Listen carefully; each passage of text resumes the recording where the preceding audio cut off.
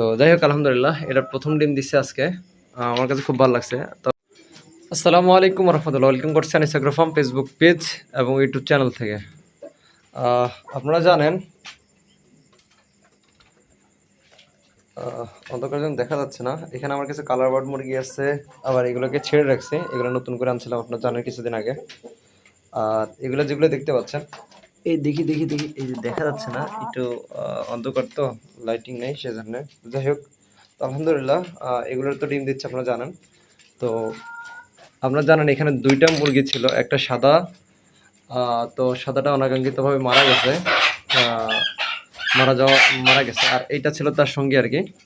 তো এই মেয়েটা আজকে আলহামদুলিল্লাহ আমি আসে দেখি, দুপুরবেলা দেখি এই যে এখানে রক্ত মাখা একটা ডিম, মানে এই যে নতুন ডিম পারলে যে একটা রক্ত লেগে থাকে, এই যে রক্ত মাখা ডিম আর কি। যাই হোক,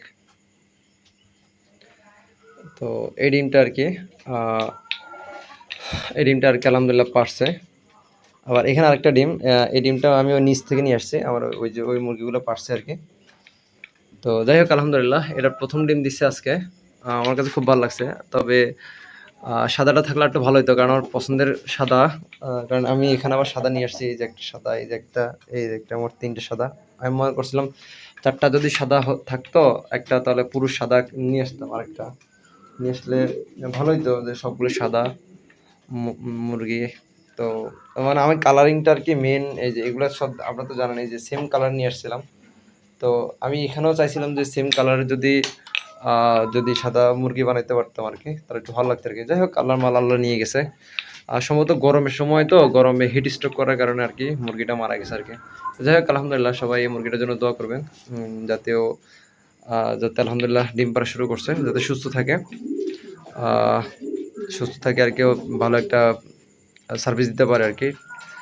আর এই মোরগটাকে মাঝে মাঝে এর কাছে দিই। এখানে ছিল, আমি কালকে নিয়ে গেছি আর কি, ওইখানে ওদের কাছে নিয়ে গেছি। ওইখানে 3টা মুরগি আছে, তার কারণে ওইখানে নিয়ে গেছি। আর এই যে মোরগটার সাথে মাঝে মাঝে এখানে রাখি, মাঝে মাঝে ওইখানে রাখি আর কি।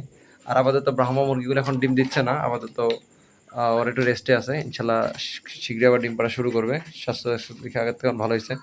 মল্টিং ছিল তো, যার কারণে ডিম দেয় নাই। আলহামদুলিল্লাহ মল্টিং শেষ হয়েছে এই আর কি।